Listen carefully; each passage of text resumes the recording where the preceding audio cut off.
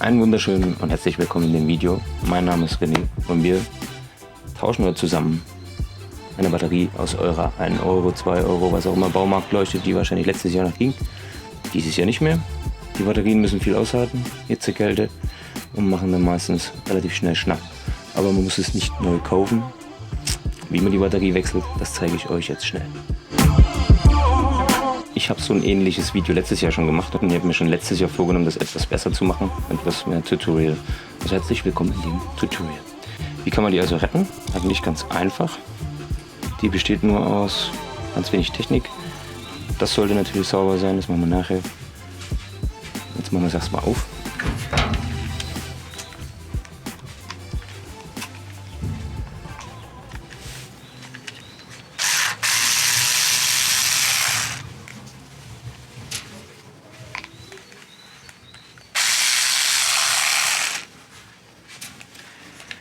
Können natürlich mehr Schrauben sein, kommt immer auf die Größe an.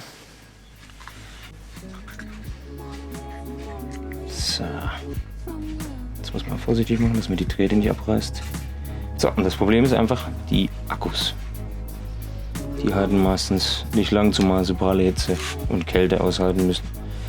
Dann machen die meisten Akkus schlapp. In dem Fall AAA, die kleinen. Jetzt ist eigentlich recht schnell getan. Ein bisschen sauber machen schadet nie.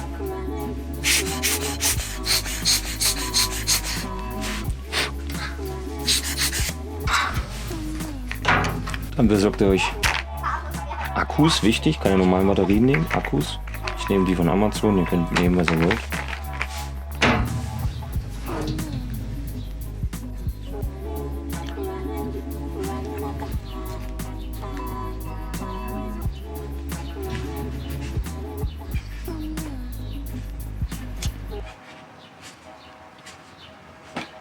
Auch die Batteriegröße kann variieren.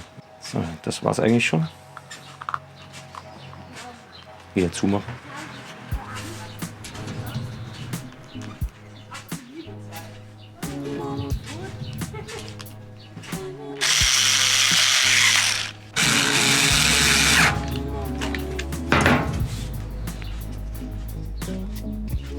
Vielleicht noch mal putzen.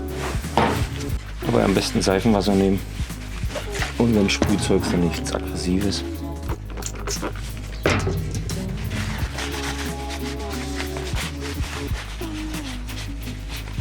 Und die sieht schon wieder fast aus wie neu. Anschalten nicht vergessen.